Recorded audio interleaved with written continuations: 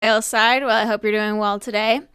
So I've been reading in Exodus and about the story of Moses and bringing the Israelites out, and now they're wandering in the desert.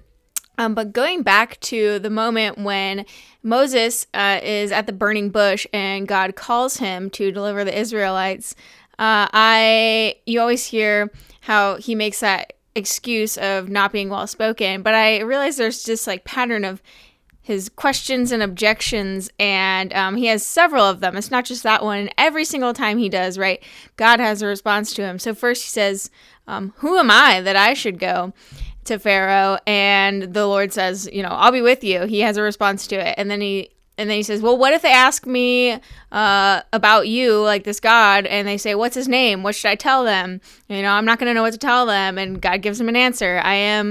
Tell them I am sent me. And, he says who he is. And then he says, okay, but what if they don't believe me? Or what if they don't listen to me? So God gives him a sign, throw the staff down, it becomes a serpent, put your hand in your cloak and it's leprous. And then his, last ditch excuse, I've never been eloquent. I'm slow of speech and tongue. I can't speak. And then he says, who made man's mouth? I did. I'll give you the words. I'll put the words in your mouth. And finally, Moses, you can see where truly his heart was, and where all these excuses were coming from, right? Because he's out of excuses, and he just says, Lord, please send someone else. Just lays it out there, right? Just please, I don't want to do it. I'm scared. I'm, whatever. Please send someone else. And then it says, then the Lord's anger burned against Moses. And that's when he gives him Aaron. He doesn't send someone else in his place per se, but he gives him another person to go with him to speak. And so I just was struck by this. We all have excuses for so many things, for everything.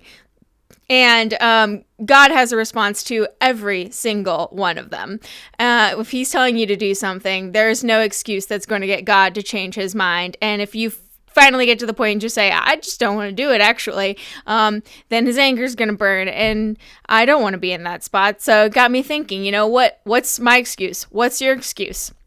And so whatever that excuse is, I promise you that God has a response. And that response is in some way, shape, or form going to be, I am with you. I am all powerful. I can do all things through you. And so whatever your excuse is, it's nothing to him, just so you know. And I need to be reminded of that sometimes. And so I think probably do you. So that's just my reminder for you today. So go forth and do whatever God is telling you to do. And your excuse is so little in God's mind.